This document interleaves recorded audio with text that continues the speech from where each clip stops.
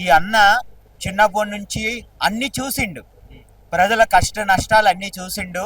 ఇక్కడ కుల మతాలకి అతీతంగా అన్న వర్కింగ్ స్టైల్ ఉంటది. ఎందుకంటే అర్ధరాత్రి కాదు అపరాత్రి కాదు, అన్న పలానా ఆపుతుంది ఈ రోజు ఇక్కడ ఇలా జరిగిందంటే అన్న క్షణాల్లో నడిచి వెళ్ళిపోతాడు.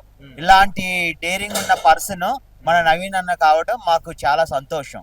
ఎందుకంటే ఈ రోజు మేము లోకల్ గా మేము షాప్స్ సెలూన్ షాప్ నడిపిస్తున్నాం కదా, అక్కడ మేము అందరిని అడుగుతుంటాం ఏంటి అని.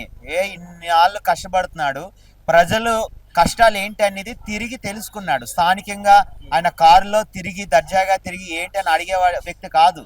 నడిసి బురద ఉన్నా ఎలా ఉన్నా వాళ్ళ పేదవాళ్ళ ఏంటో వాళ్ళ ఇంటికి వెళ్ళి కష్టాలు తెలుసుకొని వాళ్ళకి చేతనైన సహాయం చేసి వాళ్ళకి మెయిన్ భరోసా, నేనున్నాను మేము ఉన్నాం అన్న భరోసా ఇవ్వటం వల్ల ఈ రోజు పిల్లల నుంచి పెద్దల వరకు, తర్వాత అది కాకుండా ఎక్కడెక్కడి నుంచో పనులకు వచ్చిన వాళ్ళకు కూడా ఎంతో ఇష్టంగా ఈ రోజు నవీన్ అన్నకి ఓటు వేయాలని తపన వాళ్ళలో పెరగటం వల్ల ఈసారి ఓట్ బ్యాంకింగ్ చాలా అధికంగా పెరిగేది జూబ్లీస్ లోనే అయి ఉంటుందని మా నమ్మకం.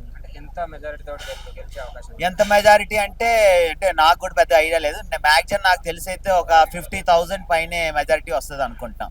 అంటే మా చిన్న ఆలోచన ప్రకారం.